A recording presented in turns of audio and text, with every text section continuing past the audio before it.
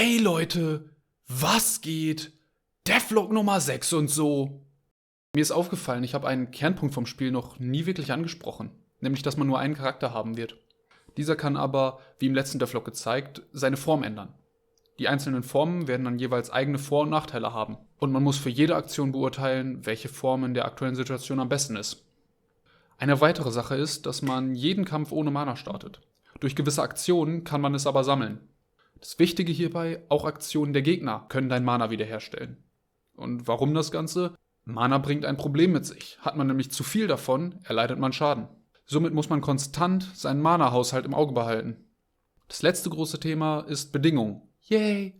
Sie hängen unter anderem an Aktionen oder Statuseffekten und ermöglichen deutlich komplexere Effekte. So könnte ein Angriff Bonusschaden anrichten, sofern das Ziel weniger als die Hälfte seiner Lebenspunkte hat. Das Ganze kann man leicht verständlich definieren und auch mehrere Bedingungen miteinander verknüpfen. Neben dem Einsehen von Lebens- und Mana-Punkten können Bedingungen auch auf das Vorhandensein oder das Fehlen von Statuseffekten prüfen. Ein Angriff könnte dann beispielsweise Bonusschaden anrichten, wenn das Ziel den Statuseffekt verbrannt hat. Als die Bedingungen soweit fertig waren, habe ich das Ganze etwas angepasst, damit ich es auch für die Gegner-KI nutzen kann. Diese kann man jetzt auch sehr einfach definieren.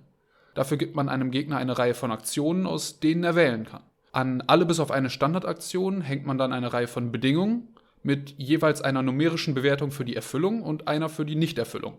Der Gegner prüft dann im Kampf all seine Aktionen gegen alle potenziellen Ziele und führt die Aktion aus, bei der das Produkt der Bewertungen am höchsten ist.